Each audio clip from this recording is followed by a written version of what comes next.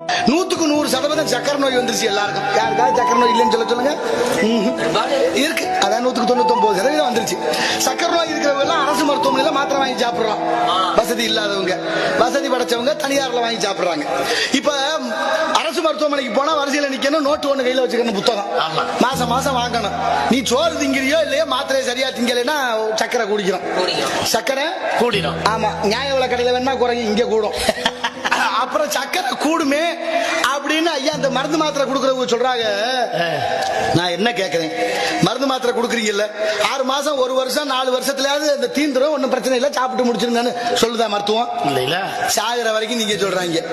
சாகிற வரைக்கும் திங்கிறதுக்கு எதுக்கு மருந்து மாத்திரை? அப்ப என்ன திட்டம் அவங்களுடைய திட்டம் தெரியுமா? இந்த மக்களை நோயாளியாவே வச்சுக்கிறணும், ஒண்ணு நல்லா இருக்கவும் கூடாது, செத்து போயிடவும் கூடாது. இப்படி நோயாளியாவே வச்சு எவனோ ஒருத்தன் தயாரிக்கிற மருந்து மாத்திரை நம்ம தின்னுட்டு அவன் முண்டாட்டி உள்ள மஞ்சள் குளிக்க இந்த மக்களை எல்லாம் கொள்றாங்களே, நியாயமா? யாரு கேட்கறது?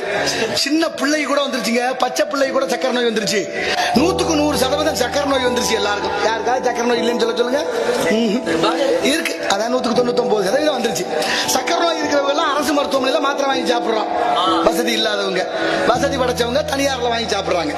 இப்ப அரசு மருத்துவமனைக்கு போனா வரிசையில நிக்கணும், நோட்டு ஒண்ணு கையில வச்சுக்கணும், புத்தகம் மாசம் மாசம் வாங்கணும். நீ சோறு திங்கிறியோ இல்லையோ மாத்திரை சரியா திங்கலைன்னா சக்கரை குடிக்கிறோம், சக்கரை கூடிடும். ஆமா, நியாய விலை கடையில வேணா குறையும், இங்க கூடும். அப்புறம் சக்கரை கூடுமே அப்படின்னு ஐயா அந்த மருந்து மாத்திரை கொடுக்கறவங்க சொல்றாங்க. நான் என்ன கேட்கிறேன், மருந்து மாத்திரை கொடுக்குறீங்கல்ல, 6 மாசம் 1 வருஷம் 4 வருஷத்துலயாவது இந்த தீந்துரும், ஒன்னும் பிரச்சனை இல்லை, சாப்பிட்டு முடிச்சிருங்கன்னு சொல்லுதா மருத்துவம்? இல்ல, சாகிற வரைக்கும் நீங்க சொல்றாங்க. சாகிற வரைக்கும் திங்கிறதுக்கு எதுக்கு மருந்து மாத்திரை? அப்ப என்ன திட்டம் அவங்களுடைய திட்டம் தெரியுமா? இந்த மக்களை நோயாளியாவே வச்சுக்கிறணும், ஒண்ணு நல்லா இருக்கவும் கூடாது, செத்து போயிடும்.